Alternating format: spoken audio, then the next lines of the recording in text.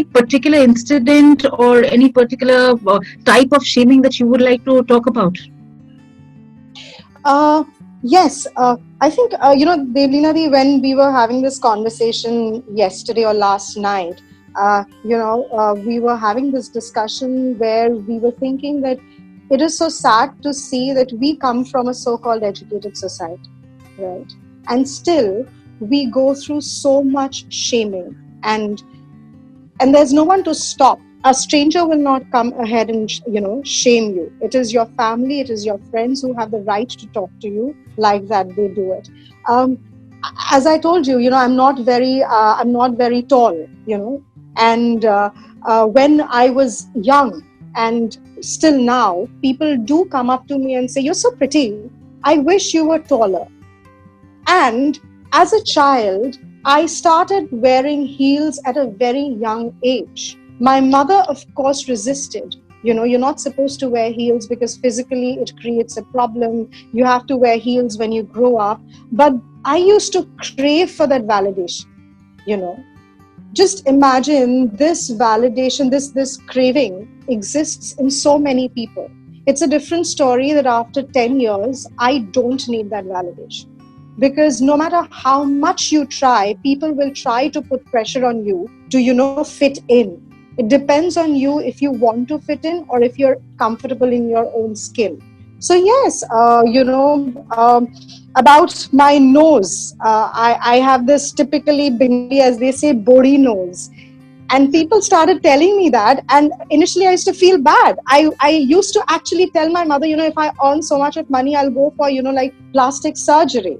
Then I realized, hang on, you're laughing about my nose. And I started giving it back to them. If you're laughing about my nose, start paying entertainment tax because I'm entertaining you.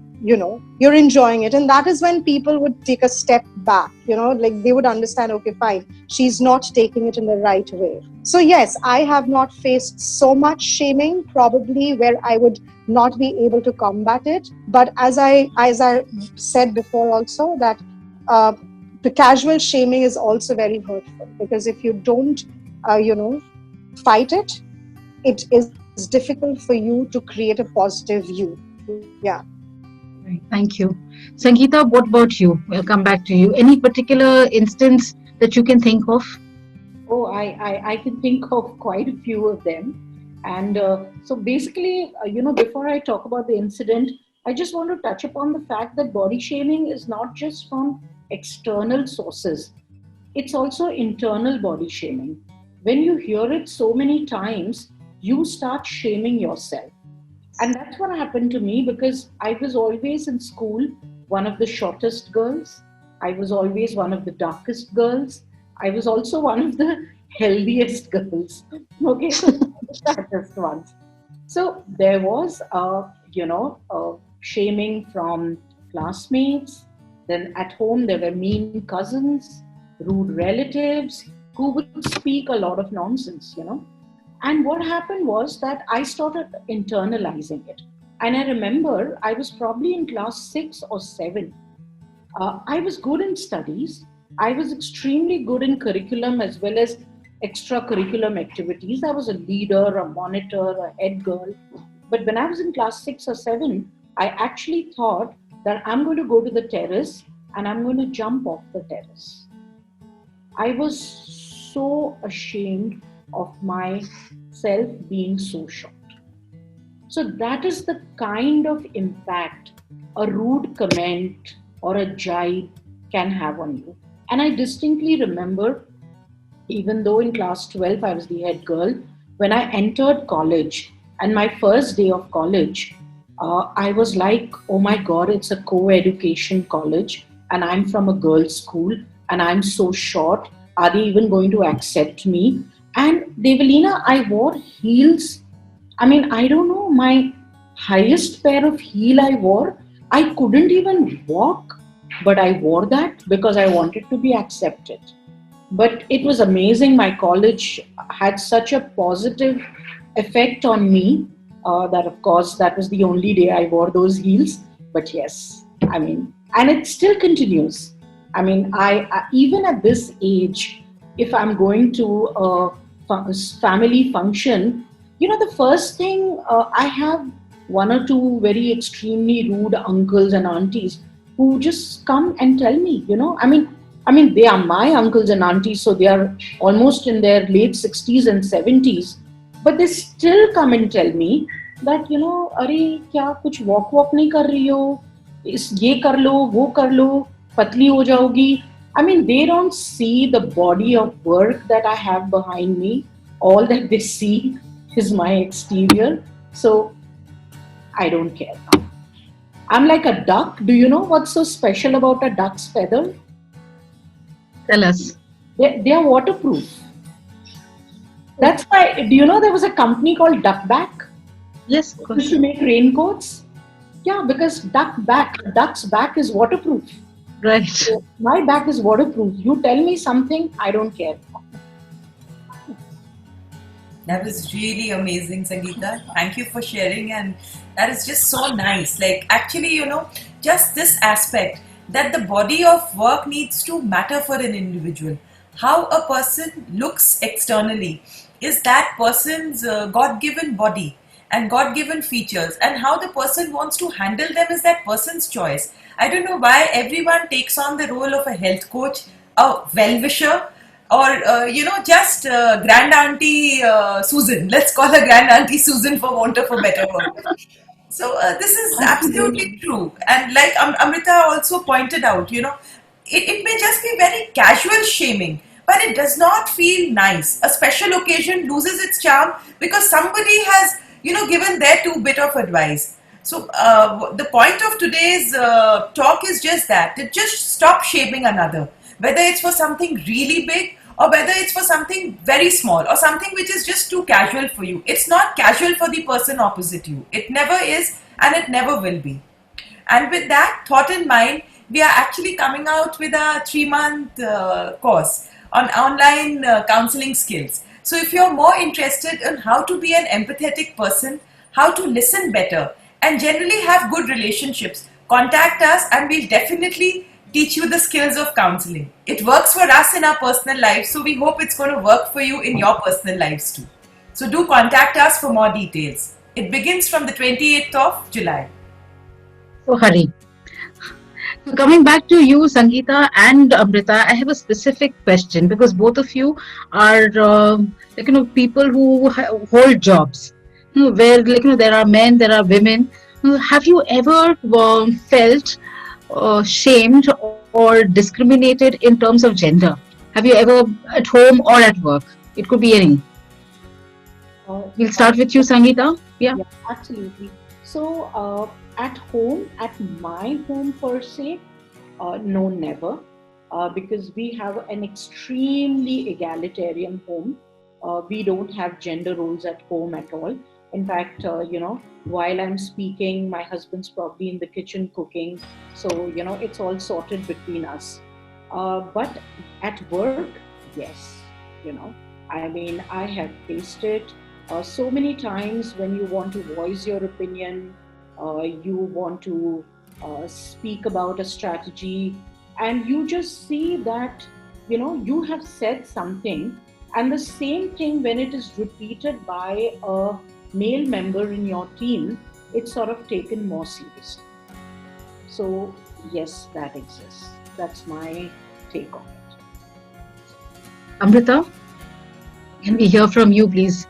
What's your take to it? Do relatives, family members, or work colleagues, associates discriminate or shame in terms of gender? Okay, so I will agree completely and totally with Sangeeta over here. The HR policies actually strive a lot to put people from different genders on equal platform. But I think it's the mentality that, is needed from your co-workers to actually give you that equal opportunity. I agree completely. If you say something and if there is a person from the other gender saying something, I think that person's thought is considered more and not yours. I have seen this happen with my colleagues. When they are going on maternity leave, they are actually scared about losing their jobs. Now, the HR policy said that that is your, rightful leave. Then why is someone else getting appointed for that particular position? And if they are getting appointed, then in that case, you need to ensure that her job is secured. So this is one. In my case, also, yes, in terms of clothing, in terms of, I think, in terms of the way you are perceived, if you drink, if you do anything, if you go to parties, I think there are many industries where you will face that sort of stigma. Unfortunately, in my personal life also, not my immediate family members, of course, but my home is again very much supportive. But in terms of my extended family, I'll tell you a very small thing that happened. 5 months back, my uncle was hospitalized because of kidney failure. And my father, I realized that he needs support. So I used to go to the hospital every day, twice a day, be there for 3 hours while his dialysis was going on. And I used to come back to office and work till 9:30, 10 because I have to finish meet my deadlines. So I was literally doing 2 shifts.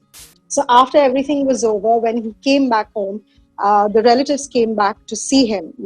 And one of the relatives very casually said, তুমি একটা ছেলের মতো কাজ করেছো, একটা ছেলে যতটা কাজ করতে পারে সেরকম ভাবে তুমি কাজটা করেছো। Now my question was, are we saying that girls are not capable of taking responsibilities? Or are we saying it is the designated job of a man to run around and do the legwork and do everything and yet secure their job? So they don't even realize that behind that appreciation, they are creating a huge gender discrimination. That is something very sad. So yes, this is what I have faced. Absolutely. Yeah. A lot of people take gender shaming as their birthright, and it's so ingrained in the social fabric that people don't even realize that they are doing it. Even if it's pointed out, they would be like, but where have I said something wrong?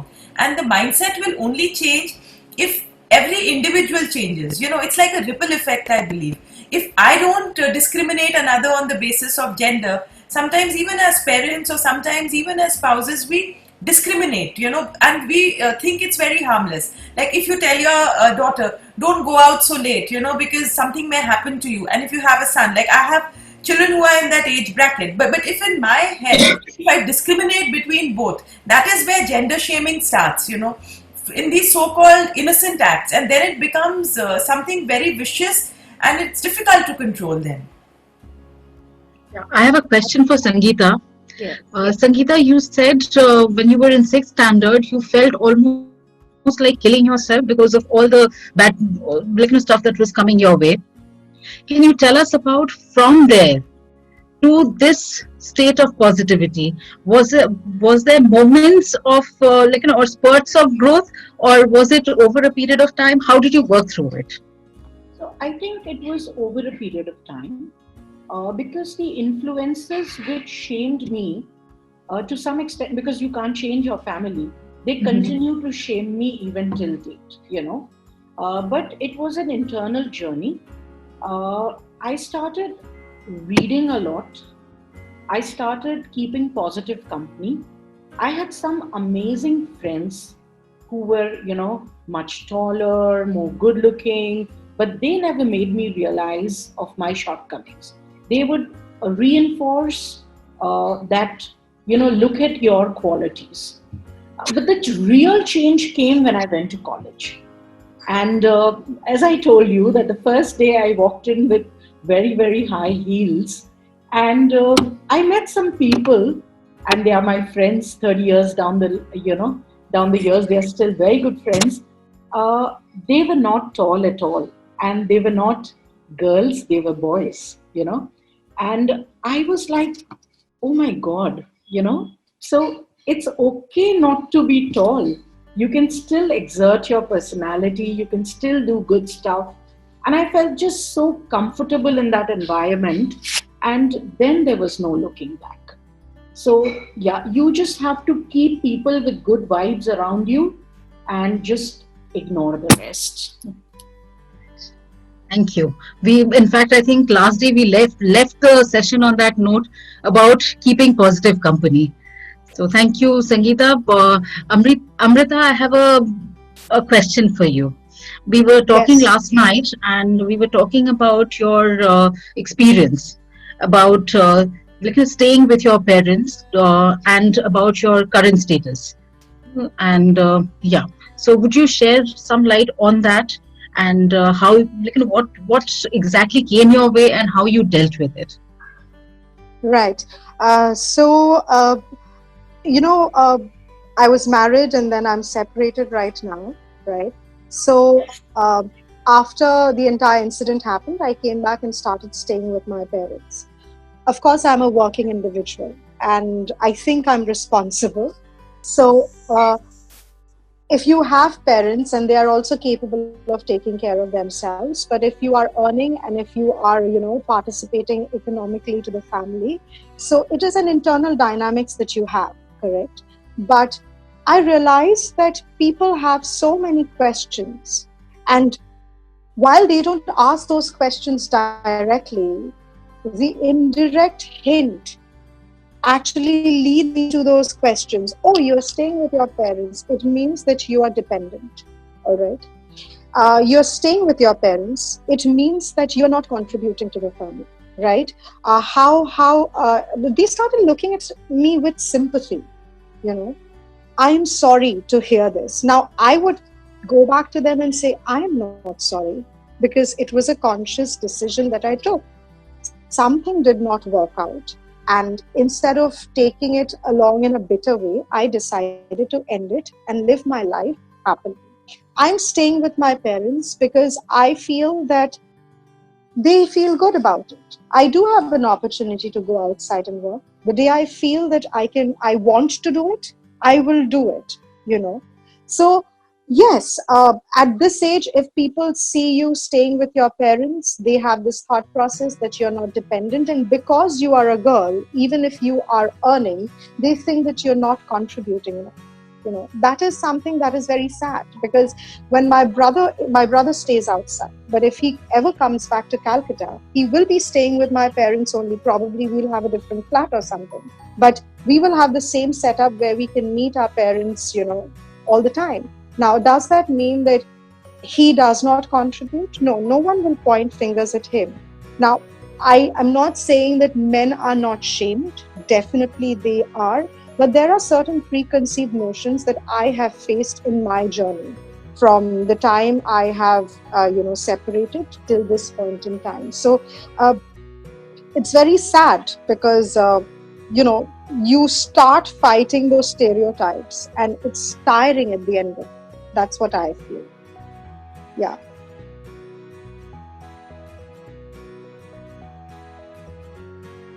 Is Lina, you're Devina mute. there?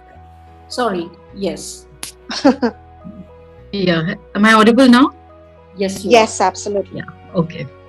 So, Sangeeta, the last question to you would be have you ever been, subjected to, or somebody has called out on you in terms of masculine? Can you repeat that question once again? Has anybody shamed you or called out on you by calling you masculine? So I don't know exactly masculine. I haven't been called. Okay. But so as I told you that I have a very egalitarian relationship with my husband and my children. So when I moved to Mumbai for work, I moved before him, and then after that he took a decision and he also moved. So that situation was sort of, it's generally accepted that if a man moves, the woman will move behind him. So yeah, at those times I did listen to a lot of stuff.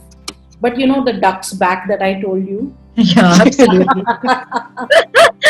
That's a wonderful message. I think I'll remember it all my life. Okay, if you What I can say is, if there's one message that I'd like to leave for everybody. What I have always told my girls, because my girls like me are not very tall, so I know they go through the same subjection to the same kind of body shaming that probably I went through all my life. I've always told them, build your personal brand. Do not depend upon anything exterior, which includes a pair of stilettos also. Just build that. And they are just great. They are awesome. In fact, they have gone to such a level कि अब मुझे बोलना पड़ता है कि अरे कहीं बाहर चल रहे हैं, थोड़ा तो हील पहन लो. So they are so like, we are just cool the way we are. Thank you. Amrita, what would be your one-line message to all those who are watching you? Be free, be fearless, and there's one Hindi song which I always listen to. It says, "कुछ तो लोग कहेंगे, लोगों का काम है कहना, छोड़ो बेकार की बातों में, कहीं बीत ना जाए रहना." You need to focus on yourself. Yes. Each and every individual has something good. It's not possible that you don't have good in you. You need to nurture that. You need to nurture your inner self.